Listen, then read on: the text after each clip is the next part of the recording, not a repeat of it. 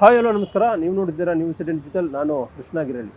ಈಗಾಗಲೇ ಮುಂಗಾರು ಅಧಿವೇಶನ ಮುಕ್ತಾಯವಾಗಿದೆ. ಇದೀಗ ಮುಖ್ಯಮಂತ್ರಿಗಳು ಸಂಪುಟ ಸರ್ಜರಿಗೆ ಕೈ ಹಾಕ್ತಾರಾ ಅನ್ನೋ ಒಂದು ಪ್ರಶ್ನೆ ಈಗ ಶುರುವಾಗಿರುವಂಥದ್ದು. ಯಾಕಂದರೆ ಅಧಿವೇಶನ ಮುಂಚಿತವಾಗಿಯೇ ಸಂಪುಟ ವಿಸ್ತರಣೆ ಆಗುತ್ತೆ ಅನ್ನೋ ಒಂದು ಚರ್ಚೆಗಳು ಕೂಡ ನಡೀತಾ ಇತ್ತು. ಅಂತಿಮವಾಗಿ ಸಂಪುಟ ವಿಸ್ತರಣೆಯನ್ನು ಮಾಡೋದ್ರ ಮುಖಾಂತರವಾಗಿ 19 ಜನ ಶಾಸಕರಿಗೆ ಮಂತ್ರಿ ಆಗುವಂಥ ಒಂದು ಅವಕಾಶವನ್ನು ಕೂಡ ಮುಖ್ಯಮಂತ್ರಿ ಡಿ ಕೆ ಶಿವಕುಮಾರ್ ಮಾಡಿಕೊಟ್ಟಿದ್ರು. ಅದಾದ ಬಳಿಕವಾಗಿ ಒಂದಷ್ಟು ಜನ ಸಚಿವ ಸ್ಥಾನದ ಆಕಾಂಕ್ಷಿಗಳು ರೆಬಲ್ ಆಗೋದ್ರ ಮುಖಾಂತರವಾಗಿ ಕಾಂಗ್ರೆಸ್ ಹೈಕಮಾಂಡ್ ಮತ್ತು ಡಿ ಕೆ ಶಿವಕುಮಾರ್ ವಿರುದ್ಧವಾಗಿ ಅಸಮಾಧಾನವನ್ನು ವ್ಯಕ್ತಪಡಿಸೋದಕ್ಕೂ ಕೂಡ ಬಂದಿದ್ದರು. ಅಂಥ ಸಂದರ್ಭದಲ್ಲಿ ಒಂದು ಕಡೆಗೆ ಒಂದಷ್ಟು ಬದಲಾವಣೆ ಮಾಡೋದ್ರ ಮುಖಾಂತರವಾಗಿ ಮತ್ತೊಮ್ಮೆ ಸಂಪುಟದಲ್ಲಿ ಸ್ವಲ್ಪ ಬದಲಾವಣೆ ಮಾಡಿ ಕೆಲವರಿಗೆ ಅವಕಾಶನ ಮಾಡಿಕೊಡುವಂತ ಕೂಡ ಕಾಂಗ್ರೆಸ್ ಹೈಕಮಾಂಡ್ ನಾಯಕರು ಮತ್ತೊಂದು ಕಡೆ ಮುಖ್ಯಮಂತ್ರಿ ಡಿ ಕೆ ಶಿವಕುಮಾರ್ ಅವರು ಆಲೋಚನೆ ಕೂಡ ಮಾಡಿದರು. ಅಂತಿಮವಾಗಿ ಎಲ್ಲೋ ಒಂದು ಕಡೆ ಈಗಿರ್ತಕ್ಕಂಥ ಒಂದು ಖಾಲಿ ಸ್ಥಾನ ಅಂದರೆ ಮಹಿಳೆಯರಿಗೆ ಕೊಡಬೇಕು ನಿಟ್ಟಿನಲ್ಲಿ ಕೂಡ ಡಿಮ್ಯಾಂಡ್ ಕೂಡ ಕೇಳಿ ಬರ್ತಾ ಇರುವಂಥದ್ದು. ಇಂಥ ಸಂದರ್ಭದಲ್ಲಿ ಮಹಿಳಾ ಶಾಸಕರಿಗೆ ಆ ಒಂದು ಸ್ಥಾನವನ್ನು ಕೊಡಬೇಕು ನಿಟ್ಟಿನಲ್ಲಿ ಕೂಡ ಈಗಾಗಲೇ ಚರ್ಚೆ ಕೂಡ ನಡೀತಾ ಇದೆ. ಅದ್ರ ಜೊತೆಗೆ ಒಂದಿಬ್ಬರು ಹಿರಿಯ ಸಚಿವರುಗಳನ್ನು ಕೈ ಬಿಡೋದ್ರ ಮುಖಾಂತರವಾಗಿ ಆ ಒಂದು ಜಾಗಕ್ಕೆ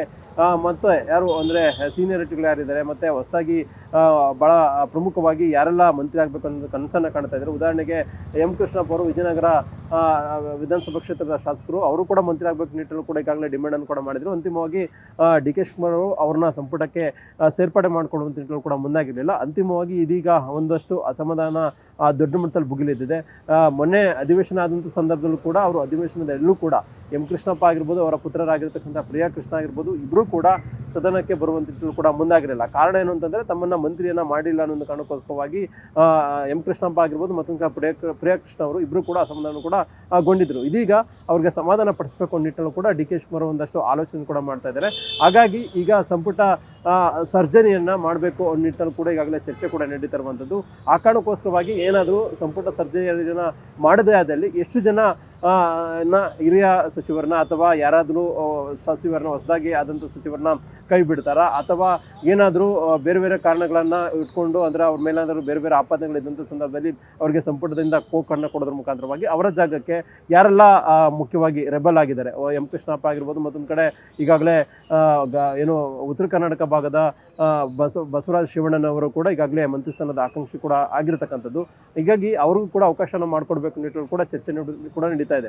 ಆ ಕಾರಣಕ್ಕೋಸ್ಕರವಾಗಿಯೇ ಈಗೇನಾದರೂ ಸಂಪುಟ ಸರ್ಜರಿಯನ್ನು ಮಾಡದೇ ಆದಲ್ಲಿ ಇಲ್ಲ ಒಂದು ಕಡೆ ಒಂದು 2 ರಿಂದ 3 ಸಂಪುಟದಲ್ಲಿ ಕೈ ಬಿಡೋದ್ರ ಮುಖಾಂತರವಾಗಿ ಅವರ ಜಾಗಕ್ಕೆ ಎಂ ಕೃಷ್ಣಪ್ಪ ಮತ್ತು ಬಸವರಾಜ ಶಿವಣ್ಣನವರು ಈ ಥರದವ್ರಿಗೆ ಅವಕಾಶನ ಮಾಡಿಕೊಡೋದ್ರ ಮುಖಾಂತರವಾಗಿ ಇಲ್ಲ ಒಂದು ಕಡೆ ಒಂದು ಬ್ಯಾಲೆನ್ಸ್ ಆಗಿ ಒಂದು ರೀತಿ ಸಂಪುಟವನ್ನು ಮಾಡಬೇಕು ಅನ್ನೋ ನಿಟ್ಟಿನಲ್ಲಿ ಕೂಡ ಈಗಾಗಲೇ ಡಿ ಕೆ ಶಿವಕುಮಾರ್ ಆಲೋಚನೆ ಕೂಡ ಮಾಡಿದ್ದಾರೆ. ಆ ಕಾರಣಕ್ಕೋಸ್ಕರವಾಗಿಯೇ ಈಗಾಗಲೇ ಡಿ ಕೆ ಶಿವಕುಮಾರ್ ಕೂಡ ಅಧಿವೇಶನ ಮುಂಚಿತವಾಗಿಯೇ ಇಲ್ಲ ಒಂದು ಕಡೆ ಅಧಿವೇಶನ ಆದ ಬಳಿಕವಾಗಿ ಒಂದಿಬ್ಬರು ಜನರಿಗೆ ಮತ್ತೊಮ್ಮೆ ಮಂತ್ರಿಮಂಡಲದಲ್ಲಿ ನಾವು ಅಧಿಕಾರವನ್ನು ಮಾಡಿಕೊಡ್ತೇವೆ ಅನ್ನೋ ಮಾತನ್ನು ಕೂಡ ಹೇಳಿದರು.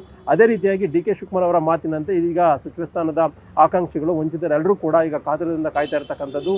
ಈಗ ಮುಂಗಾರು ಅಧಿವೇಶನ ಮುಕ್ತಾಯವಾಗಿದೆ. ಈಗಲಾದರೂ ಕೂಡ ಮುಖ್ಯಮಂತ್ರಿ ಡಿ ಕೆ ಶಿವಕುಮಾರ್ ಅವರು ಸಂಪುಟ ಸರ್ಜರಿ ಸಂಬಂಧಪಟ್ಟಂತೆ ಏನಾದರೂ ತೀರ್ಮಾನವನ್ನು ತೆಗೆದುಕೊಳ್ಬೋದಾ ಅನ್ನೊಂದು ನಿರೀಕ್ಷೆಯಲ್ಲಿ ಈಗಾಗಲೇ ಕಾಯ್ತಾ ಇರುವಂಥದ್ದು. ಆ ಕಾರಣಕ್ಕೋಸ್ಕರವಾಗಿಯೇ ಮುಖ್ಯಮಂತ್ರಿ ಡಿ ಕೆ ಶಿವಕುಮಾರ್ ಅವರು ನಾಳೆ ದೆಹಲಿಗೆ ಹೋಗುವಂಥ ಸಾಧ್ಯತೆ ಇದೆ. ಅಲ್ಲಿ ಕಾಂಗ್ರೆಸ್ ಹೈಕಮಾಂಡ್ ನಾಯಕರನ್ನ ಭೇಟಿಯನ್ನು ಮಾಡೋದ್ರ ಮುಖಾಂತರವಾಗಿ ಸಂಪುಟ ಸರ್ಜರಿಯನ್ನು ಮಾಡುವಂಥ ನಿಟ್ಟಿನಲ್ಲಿ ಒಂದು ಮಹತ್ವದ ತೀರ್ಮಾನವನ್ನು ತೆಗೆದುಕೊಳ್ಳುವಂಥ ಸಾಧ್ಯತೆ ಕೂಡ ಈಗಾಗಲೇ ಹೆಚ್ಚಿರ್ತಕ್ಕಂಥದ್ದು. ಯಾಕಂದರೆ ಡಿ ಕೆ ಶಿವಕುಮಾರ್ ಅವರೇ ಈ ಒಂದು ಮಾತನ್ನು ಹೇಳಿರ್ತಕ್ಕಂಥ ಸಂದರ್ಭದಲ್ಲಿ ಬಹುತೇಕವಾಗಿ ಸಂಪುಟದಲ್ಲಿ ಬದಲಾವಣೆಗಳಾಗ್ಬೋದು ಅಥವಾ ಸರ್ಜರಿಗಳಾಗ್ಬೋದು ಅನ್ನೋ ಚರ್ಚೆಗಳು ಕೂಡ ರಾಜ್ಯ ಕಾಂಗ್ರೆಸ್ನಲ್ಲಿ ಕೂಡ ನಡೀತಾ ಇದೆ.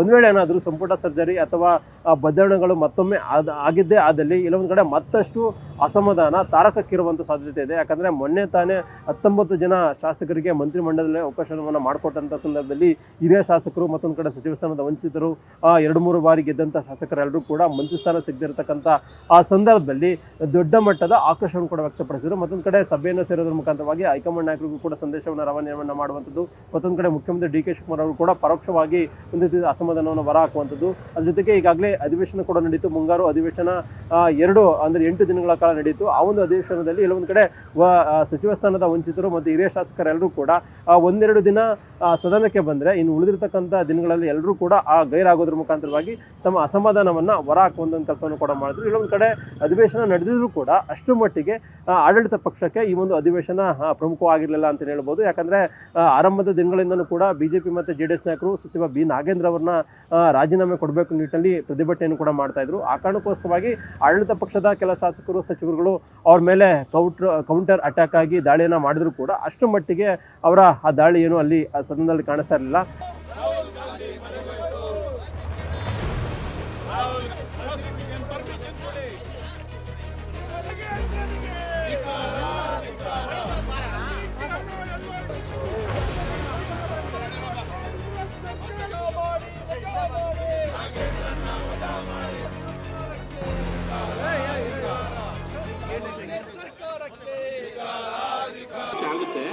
ಕ್ವಶನ್ ಅವ್ರು ಹೋಗೋದ ಇದಕ್ಕೆ ಉತ್ತರದಲ್ಲಿ ಇದು ಹೆಡ್ಡಿಂಗ್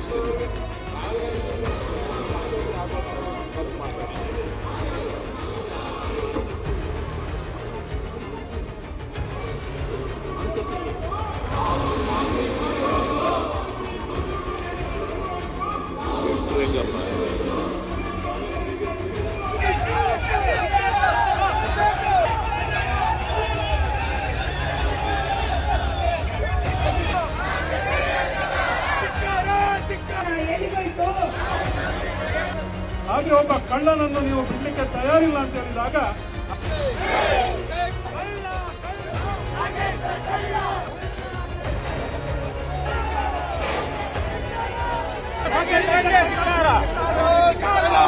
ಅಂತಿಮವಾಗಿ ಇಲ್ಲೊಂದು ಕಡೆ ನಾಗೇಂದ್ರ ಅವರ ವಿಚಾರದಿಂದಾಗೆ ಈಗ ಮುಂಗಾರು ಅಧಿವೇಶನ ಅನ್ನುವಂಥದ್ದು ಈಗ ಬಲಿಯಾಗಿರ್ತಕ್ಕಂಥದ್ದು. ಈಗ ಅಧಿವೇಶನ ಮುಕ್ತಾಯವಾದ ಬಳಿಕವಾಗಿ ಈಗ ನಾಗೇಂದ್ರ ಅವರನ್ನ ರಾಜೀನಾಮೆಯನ್ನ ಕೊಡಬೇಕು ಅನ್ನೋ ನಿಟ್ಟಿನಲ್ಲಿ ಕೂಡ ಬಿಜೆಪಿ ನಾಯಕರು ವಿಭಿನ್ನವಾದಂಥ ಒಂದು ಹೋರಾಟಕ್ಕೂ ಕೂಡ ಮುಂದಾಗಿದ್ದಾರೆ. ಈಗಾಗಲೇ ಸದನದಲ್ಲಿ ದೊಡ್ಡ ಮಟ್ಟದ ಹೋರಾಟವನ್ನು ಮಾಡೋದ್ರ ಮುಖಾಂತರವಾಗಿ ಒಂದು ಹಂತದಲ್ಲಿ ಸರ್ಕಾರವನ್ನು ಕಟ್ಟಿ ಹಾಕುವಂತ ಕೂಡ ಈಗಾಗಲೇ ಸಕ್ಸಸ್ ಅನ್ನು ಕೂಡ ಕಂಡಿರ್ತಕ್ಕಂಥದ್ದು. ಈಗ ಸದನದಿಂದ ಹೊರಗಡೆ ಅಂದರೆ ರಾಜ್ಯದ ಪ್ರಮುಖವಾದಂಥ ಜಿಲ್ಲೆ ಮತ್ತು ಕೇಂದ್ರ ತಾಲೂಕು ಕೇಂದ್ರಗಳಲ್ಲಿ ಈ ಒಂದು ವಿಚಾರವನ್ನು ಕೊಂಡೊಯ್ದ್ರ ಮುಖಾಂತರವಾಗಿ ಇಲ್ಲೊಂದು ಕಡೆ ಮತ್ತಷ್ಟು ಸರ್ಕಾರಕ್ಕೆ ಬಿಸಿ ಮುಟ್ಟಿಸುವಂಥ ನಿಟ್ಟಿನಲ್ಲಿ ಒಂದು ರೀತಿ ಪಾದಯಾತ್ರೆ ಈ ಥರದೊಂದು ಹೋರಾಟಗಳನ್ನು ಮಾಡುವಂಥ ಕೂಡ ಬಿಜೆಪಿ ನಾಯಕರು ಸನ್ನದ್ಧವಾಗ್ತಾ ಇರುವಂಥದ್ದು. ಹೀಗಾಗಿ ನಾಗೇಂದ್ರ ಅನ್ನೋ ಒಂದು ವಿಚಾರ ಈಗ ದೊಡ್ಡ ಮಟ್ಟದಲ್ಲಿ ಈಗ ಕಾಂಗ್ರೆಸ್ ಸರ್ಕಾರಕ್ಕೆ ಇಕ್ಕಟ್ಟಿಗೆ ಸಿಲುಕಿರತಕ್ಕಂಥದ್ದು. ಹಾಗಾಗಿ ನಾಗೇಂದ್ರ ಅವ್ರನ್ನ ನಿಜಕ್ಕೂ ಕೂಡ ಕೈ ಬಿಡ್ತಾರ ಅನ್ನೋ ಚರ್ಚೆಗಳ ನಡುವೆ ಈಗ ಸಂಪುಟದಲ್ಲಿ ಒಂದಿಬ್ಬರು ಜನ ಹಿರಿಯ ಸಚಿವರುಗಳಿಗೆ ಕೋಕನ್ನು ಕೊಡೋದ್ರ ಮುಖಾಂತರವಾಗಿ ಆ ಒಂದು ಸಚಿವರುಗಳನ್ನ ಬರ್ತಕ್ಕಂತಹ 2028ರ ವಿಧಾನಸಭಾ ಚುನಾವಣೆಗೆ ಇಲ್ಲೊಂದು ಕಡೆ ಅವ್ರಿಗೆ ಚುನಾವಣೆ ಉಸ್ತುವಾರಿಯನ್ನು ಕೊಡುವಂಥದ್ದು ಮತ್ತೆ ಪಕ್ಷದ ಕೆಲಸವನ್ನ ಕೊಡೋದ್ರ ಮುಖಾಂತರವಾಗಿ ಸಂಘಟನಾ ಕೆಲಸಗಳಿಗೆ ತೊಡಗಿಸಿಕೊಳ್ಳುವಂತ ನಿಟ್ಟಿನಲ್ಲಿ ಕೂಡ ಕಾಂಗ್ರೆಸ್ ಹೈಕಮಾಂಡ್ ನಾಯಕರು ಮುಂದಾಗಿರತಕ್ಕಂಥದ್ದು. ಆ ಕಾರಣಕ್ಕೋಸ್ಕರವಾಗಿಯೇ ಈಗ ಸಂಪುಟ ಸರ್ಜರಿ ಅನ್ನುವಂಥದ್ದು ಅತ್ಯಂತ ಮಹತ್ವನ ಪಡ್ಕೊಂಡಿದೆ. ಒಂದು ವೇಳೆ ಏನಾದರೂ ಸಂಪುಟ ಸರ್ಜರಿ ಮಾಡದೇ ಆದಲ್ಲಿ ಮುಖ್ಯಮಂತ್ರಿ ಡಿ ಕೆ ಶಿವಕುಮಾರ್ ಅವರು ಇಲ್ಲೊಂದು ಕಡೆ 2ರಿಂದ 3 ಹಿರಿಯ ಸಚಿವರುಗಳನ್ನ ಕೈ ಬಿಡೋದ್ರ ಮುಖಾಂತರವಾಗಿ ಎಂ ಕೃಷ್ಣಪ್ಪ ಅಥವಾ ಬಸವರಾಜ ಶಿವಣ್ಣನವರು ಈ ಥರದವರಿಗೆ ಇಲ್ಲೊಂದು ಕಡೆ ಮಂತ್ರಿಮಂಡಲದಲ್ಲಿ ಅವಕಾಶ ಮಾಡಿಕೊಡುವಂಥದ್ದು ಕೂಡ ಕಾಂಗ್ರೆಸ್ ಹೈಕಮಾಂಡ್ ನಾಯಕರು ಮತ್ತೊಂದು ಕಡೆ ಮುಖ್ಯಮಂತ್ರಿ ಡಿ ಕೆ ಶಿವಕುಮಾರ್ ಅವರು ತೀರ್ಮಾನ ಮಾಡುವಂಥ ಸಾಧ್ಯತೆ ಕೂಡ ಇದೆ ಅನ್ನುವಂಥದ್ದು ಈಗ ರಾಜ್ಯ ಕಾಂಗ್ರೆಸ್ ವಲಯದಲ್ಲಿ ಕೇಳಿ ಬರ್ತಾ ಇರುವಂಥದ್ದು. ಒಟ್ಟಾರೆಯಾಗಿ ಈಗ ಅಧಿವೇಶನ ಮುಕ್ತಾಯವಾಗಿದೆ. ಈಗ ಸಂಪುಟ ಸರ್ಜರಿ ಅನ್ನೋ ಒಂದು ಚರ್ಚೆಗಳು ಕೂಡ ಶುರುವಾಗಿರ್ತಕ್ಕಂಥ ಸಂದರ್ಭದಲ್ಲಿ ಡಿ ಕೆ ಶಿವಕುಮಾರ್ ಅವರು ಈ ಒಂದು ವಿಚಾರದಲ್ಲಿ ನಾಳೆ ದೆಹಲಿಗೆ ಹೋದಂಥ ಸಂದರ್ಭದಲ್ಲಿ ಹೈಕಮಾಂಡ್ ನಾಯಕರ ಜೊತೆ ಚರ್ಚೆ ಮಾಡಿ ಹೈಕಮಾಂಡ್ ನಾಯಕರು ಯಾವ ರೀತಿಯಾಗಿ ಇದಕ್ಕೆ ಅನುಮತಿಯನ್ನು ಕೊಟ್ಟು ಅಂತಿಮವಾಗಿ ಡಿ ಕೆ ಶಿವಕುಮಾರ್ ಅವರು ಈ ಒಂದು ವಿಚಾರದಲ್ಲಿ ತಮ್ಮ ಗಟ್ಟಿಯಾದಂಥ ನಿಲುವನ್ನು ತೆಗೆದುಕೊಳ್ತಾರೆ ಅನ್ನೋದು ಈಗಿರ್ತಕ್ಕಂಥ ಕುತೂಹಲ. ನಿರ್ಭೀತ, ನಿಷ್ಪಕ್ಷಪಾತ, ವಿಶ್ವಾಸಾರ್ಹ ಸುದ್ದಿಗಳಿಗೆ ಮತ್ತೊಂದು ಹೆಸರಾಗಿರುವಂತ ನ್ಯೂಸ್ 18 ಕನ್ನಡ ಈಗ ಆಪ್ನಲ್ಲೂ ಲಭ್ಯವಿದೆ. ದಯವಿಟ್ಟು ಇಲ್ಲಿರುವಂತ QR ಕೋಡ್ ಸ್ಕ್ಯಾನ್ ಮಾಡಿಕೊಂಡು ಆಪ್ ಡೌನ್ಲೋಡ್ ಮಾಡೋದಕ್ಕೆ ಮರಿಬೇಡಿ. ನಿಮ್ಮ ಬೆಂಬಲ ಹೀಗೆ ಸದಾ ನಮ್ಮೊಂದಿಗಿರಲಿ. ಧನ್ಯವಾದ.